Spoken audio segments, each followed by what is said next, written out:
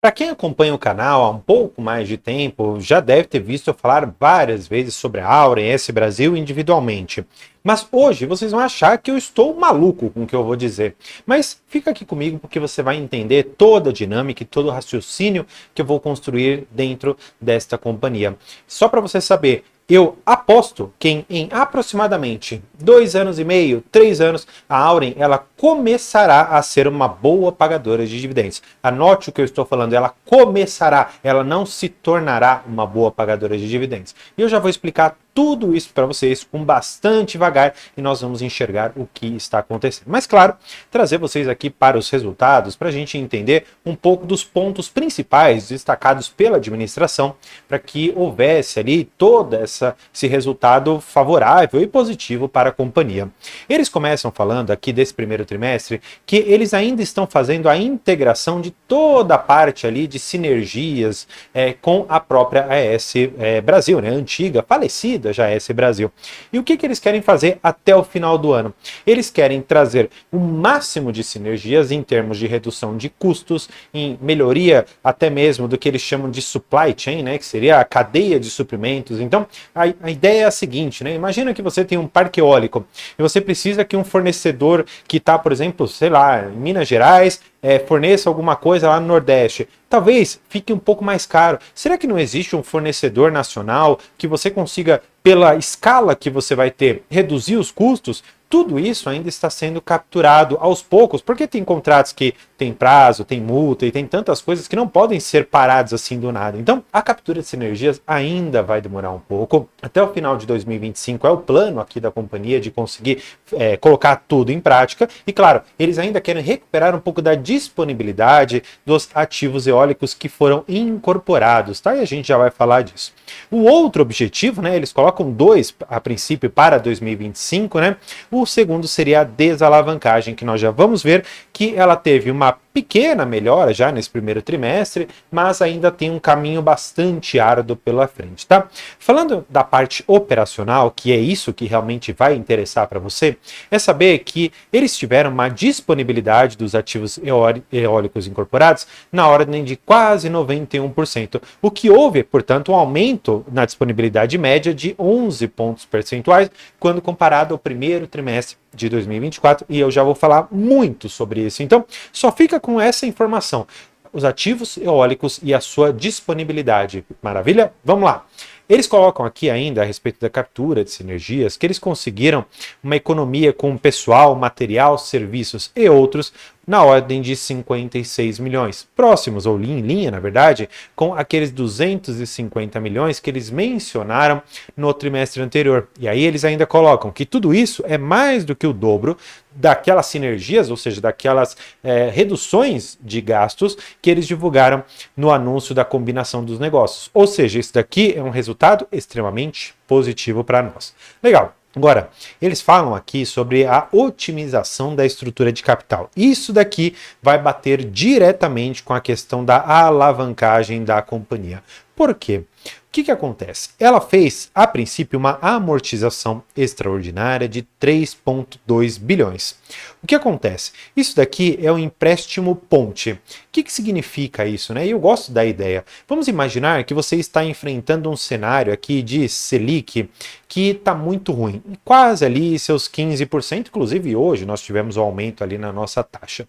O que acontece? Você precisa de dinheiro para financiar a sua incorporação, o seu crescimento ou qualquer outra coisa. Só que você não quer ficar pagando 15% por 10 anos. Na verdade, você quer pagar bem menos. E aí o que a gente pode fazer?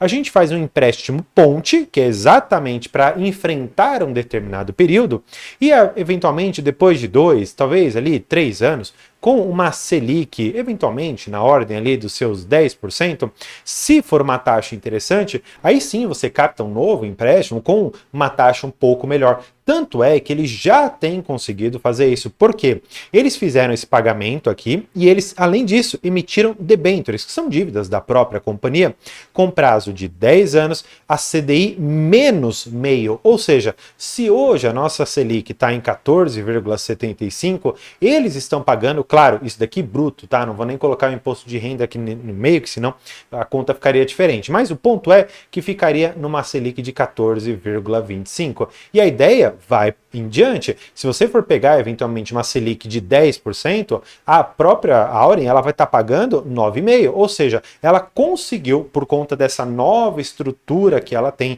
de bons ativos, de ser uma das maiores do setor, trazer uma emissão de debênture num valor muito bom, que é um CDI menos alguma coisinha. Claro, ninguém vai aceitar receber muito menos, mas já é alguma coisa aqui, tá bom? Agora, o que eu gostei, né? Eles falam ainda nessa parte operacional que eles tiveram uma forte geração de energia no trimestre. Você bem deve saber que a Auren ela tem alguns tantos ativos, mas os principais que eles trouxeram foram os hidrelétricos e os eólicos. Na parte hídrica, eles tiveram um aumento de 24%, ou seja, houve o maior vazão ali de gigawatts da companhia, tanto é que teve aqui 2,5 gigawatt médios. Na parte eólica, eles tiveram quase 1 gigawatt, né, 995 megawatts, um crescimento de 41% em relação ao primeiro trimestre de 2024. Portanto, considerando que esses dados já estão consolidados, ou seja, eles pegaram os resultados da Auren e da S lá do ano anterior, juntaram tudo e hoje estão comparando em bases comparáveis, porque senão esse dado não faria nenhum sentido. Se for esse o caso, eu quero acreditar que sim, a companhia ela está no sentido corretíssimo, tá? E esse daqui é o primeiro ponto que eu quero mostrar para vocês, que a Auren ela pode ser uma baita pagadora de dividendos a começar daqui 2,5, 3 anos. Por que eu falo isso? Porque o operacional dela é muito redondo. Só para você pegar um player minimamente comparável, que inclusive é o praticamente o primeiro ali do setor, que é a Engie.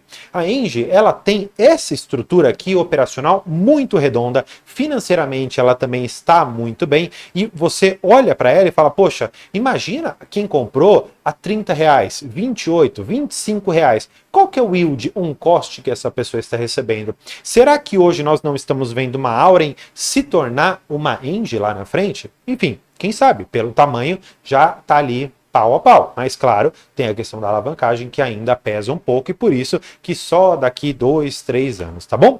Seguindo aqui, gente, eu quero passar rapidamente algumas coisas, né, com vocês, para depois entrar numa parte que eu considero fundamental dentro desse setor, tá bom? Então, para a gente passar rapidamente, vou passar aqui pelos resultados recordes que a companhia teve, um EBITDA histórico de 1,2 bilhão. Só que o EBITDA em si, ele não me chamou tanta atenção. O que me chamou a atenção é que desse 1,2 bilhão de EBITDA, a gente conseguiu apenas 54 milhões de lucro líquido. E claro, eu fui atrás, fui investigar e fui ver o que aconteceu. E não era de se estranhar, mas o resultado financeiro da companhia, ou seja, os juros que ela pagou, bateram muito. Você olha aqui no primeiro trimestre, desse 1,3 bilhão, praticamente metade foi consumido pelos juros que ela teve que arcar e, claro, uma outra partezinha aqui com imposto de renda e contribuição sobre lucro líquido. Portanto, desse 1,3 bi, aproximadamente aqui 900 milhões foram despesas com tributos e com juros. Então, se você considerar essa daqui a parte mais importante da companhia, que hoje é o que bate nos seus resultados, você há de concordar comigo duas coisas. Primeiro, se os juros eles começarem a reduzir e aos poucos o endividamento da empresa também começar a reduzir, esta linha aqui ela deve cair para algo muito mais próximo aos seus 400 milhões de reais. Claro, ao mesmo tempo, você deve olhar um EBITDA que provavelmente deve subir, considerando toda a entrega de sinergia e eficiência nos parques eólicos que eles querem trazer ali para dentro. Mas não depende só disso. A gente vai entrar nesse ponto, que eu tô querendo muito falar disso, mas eu vou deixar para o final do vídeo, que para mim é a parte mais importante. Então fica aqui comigo. O EBITDA, ele pode crescer e os juros que a companhia está pagando podem cair. Portanto, esse resultado aqui, ele ainda não reflete nada do que a companhia pode trazer no futuro. Se você fizer comparativamente, olha só, ela pagou 732 milhões de juros e aqui 100 milhões, um aumento de 570%. Só isso aqui já é o suficiente para você compreender que o resultado da companhia ele foi impactado por algo que não é operacional, é financeiro. E considerando que a empresa está conseguindo gerar um EBITDA a princípio superior àquelas despesas financeiras que ela está tendo, maravilha, isso é ótimo para a saúde financeira dela, tá bom? Nesse sentido, a gente já pode começar a pensar aqui numa desalavancagem. De um trimestre para o outro, isso que eu quero chamar a atenção para vocês, de dezembro para esse primeiro trimestre, eles já tiveram uma redução de 0,7. Ou seja, se eles continuarem nessa toada aqui, a gente pode mais ou menos imaginar que ela vai conseguir trazer uma desalavancagem na média ali de 1,2 até 1,5 vezes ali ao ano. Isso daqui é bastante forte, por quê? Porque primeiro, a companhia hoje ela pode pegar aqueles empréstimos com percentuais mais altos, eventualmente lançar uma debênture, um empréstimo ponte, ou fazer alguma outra estratégia financeira para se livrar, por exemplo, de um IPCA mais 12 e colocar eventualmente um CDI menos 0,25. Pode ser muito interessante. Portanto, as estratégias da companhia estão postas na mesa. Ela só precisa encontrar o melhor momento e, claro, enxergar todo o fluxo de amortização da dívida. E, claro, a companhia vai saber muito melhor do que eu sobre isso, tá? Ainda, eu queria só bater com vocês aqui um item que, claro, eu gosto muito, que é a questão do fluxo de caixa. Eles colocam aqui que o fluxo de caixa operacional após o serviço da dívida, ou seja, depois de pagar os juros, trouxe para a companhia algo na casa de 538 milhões de reais, um aumento em relação ao primeiro trimestre de 24 de 84%. Isso daqui é muito forte e quando você olha para os últimos 12 meses, a companhia ela trouxe 2,1 bilhão. Por que eu queria trazer esses dados e fazer algumas contas bem rápidas aqui com vocês, tá? Eu vou pegar aqui os resultados, na verdade, os números da Auren, só para a gente enxergar. Se a companhia ela tem aproximadamente 1 bilhão de ações e ela conseguiu entregar uma geração de caixa de 2, vamos supor que ela distribua tudo isso aqui para a gente. Vamos imaginar, hipoteticamente, significa que ela teria mais ou menos ali os seus R$ 2 por ação. Pensando mais uma vez no preço que a companhia está sendo negociada, na casa aqui dos seus R$ 8, poxa, será que não vale a pena começar a abrir o olho? André, mas eu acho que a companhia não vai pagar isso. Você está enganado. Ela vai pagar 25%. Maravilha. Ainda que ela pegue aqueles 2 bilhões que ela tinha e divida isso ali em um quarto, significa que nesse geral aqui, daqueles R$ 2, nós vamos receber 50 centavos, os quais, divididos pela cotação atual, entregam um yield ali, básico, de 5,7%. Só que eu te falei que a companhia ela começará a ser uma boa pagadora lá para 2028, mais ou menos, tá? Por quê? Porque até lá ela já vai ter reduzido significativamente o seu serviço da dívida. Ou seja, gente, vamos mais uma vez, se ela reduzir aqueles juros que ela está pagando, que nós vimos, ficaram ali na ordem de mais ou menos 700 milhões, imagina 700 milhões entrando aqui. André, não vai entrar tudo, vai entrar aproximadamente 300, 400 milhões. Legal. Imagina esse fluxo aqui de caixa operacional indo para 2,5 bilhões. O quanto isso não poderia trazer no futuro, com outros ganhos operacionais da companhia, um resultado fenomenal para você. Então, tem essa companhia com uma certa cautela, claro, não aconselharia você, um investidor iniciante, entrar nessa companhia assim, desconsiderando que existe todo um fluxo ainda de juros a serem pagos e amortização de dívida, mas para você que já tem um pouco mais de tempo na bolsa ou tem um tempo maior para aguardar por esses dividendos, me parece que essa pode ser uma excelente empresa. Mas nesse meio tempo, você normalmente não vai colher muita coisa, então tem que ficar de olho, tá? Agora, outra coisa que eu quero falar com vocês, está aqui na página 11, é a questão do preço da energia. Olha só que interessante, né? Eu gostei desse gráfico que eles trouxeram. No Nordeste, eles disseram aqui que há um excesso de energia. Exatamente por isso que o valor do megawatt-hora está bem baixo, em R$ 58. Agora, quando nós vamos para as regiões Sul, Sudeste, Centro-Oeste, você já vê preços que variam de 400 até mais ou menos aqui os seus R$ 182. Por que isso aqui é interessante, né? Poxa, roxa. Eu falo isso em quase todos os vídeos, mas eu gosto de reforçar.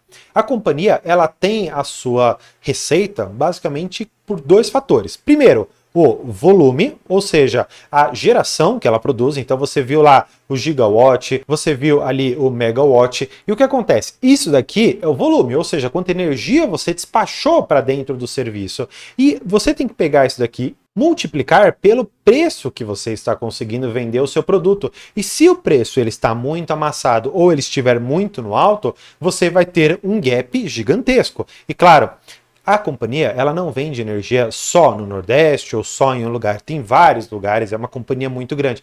Para isso, a gente precisa ver mais ou menos qual seria o preço médio que ela teve, tá? E aí a gente já vai tentar dar um pouco mais de cor nisso daqui. Eles falam ainda questão dos preços, né, por horário, no submercado, Sudeste, Centro-Oeste. Você pode ver aqui que foi uma variação muito grande. Tanto é que eles trazem aqui que no primeiro trimestre, ó, começou lá com 59, 93 e 327. E isso daqui gerou um preço médio, tá bom? Uma PLD média de R$ 162. Por que isso daqui é tão importante? Bem, eu preciso trazer vocês para esse gráfico aqui, que para mim ele explica de forma muito clara. Eu não te falei que em janeiro estava R$ 59, em fevereiro pulou para 93, em março pulou para mais de 300. Por que disso? Porque nós tivemos indisponibilidades externas, que é o que nós chamamos de curtailment. Alguns lugares você vai encontrar isso daqui chamado de constraint off. O que significa tudo isso? Vamos imaginar que você tem um parque eólico, seja solar ou eólico, norte, nordeste, algum lugar. Só que você não tem linhas de transmissão suficientes para trazer toda essa energia, que como nós vimos no Nordeste há um excesso, para outras regiões, como Sul, Sudeste, em que há o consumo dessa energia. O que acontece? O operador do sistema elétrico aqui do Brasil, ele fala, olha, para de produzir, senão você vai danificar aqui minhas torres de transmissão. Não pode. E o que acontece? A Auren, assim como outras tantas companhias que geram energia, elas têm que brecar a produção. E aí você vai se recordar comigo da seguinte lógica que eu expliquei para vocês. Você tem o volume e você tem o preço. Como o volume ele teve uma queda, e você pode ver essa queda roxa aqui em fevereiro, o que acontece? Você teve menos energia dentro do nosso sistema. Se você tem uma demanda que é igual, mas você tem um volume do produto, ou seja, você tem menos energia, você acaba pagando mais por isso. Exatamente por esse fato que nós saímos daqueles 59, 90 para 327 reais o megawatt-hora, por conta dessa questão do curtailment. E isso daqui é fundamental dentro dessas companhias, porque hoje há uma discussão muito grande a respeito de é responsabilidade de quem arcar com esse custo? É da própria companhia ou eventualmente do governo? Porque, vamos lá, quem que deveria ter feito toda a infraestrutura para escoar essa energia do Nordeste e outros lugares para outros cantos do Brasil? É o governo. Exatamente por isso que as transmissoras elas ganham em leilão ali do governo para poderem colocar de pé essas linhas de transmissão. Então existe uma discussão, inclusive vários processos, perguntando, olha, será que é a empresa ou será que é o governo que tem que arcar? Isso daqui, gente, pode destravar muito, muito, muito valor em termos de indenizações futuras para essas empresas. Não conte com isso. Pense que hoje está sendo construído todo um bolo maravilhoso, uma empresa operacionalmente muito boa, e que lá na frente pode ter uma indenizaçãozinha que vai colocar a cerejinha no bolo e eventualmente trazer um dividendo extraordinário. Não conte com isso, mas saiba, além disso, para a gente encerrar aqui o vídeo, que estão sendo feitos vários leilões e estudos para os futuros leilões, para que até mais ou menos 2030 toda essa questão desse gargalo de transmissão de energia seja resolvido. Então, existe no futuro próximo, para as transmissoras de energia, muita oportunidade. E para as geradoras de energia, uma certa preocupação para que todo esse procedimento ande logo e a gente não tenha mais essas paradas aqui. Claro, se você gostou desse vídeo, não se esqueça de se inscrever aqui no canal e não saia ainda. Confira esse vídeo aqui para você continuar seus estudos. Por hoje é isso, muito obrigado e tchau!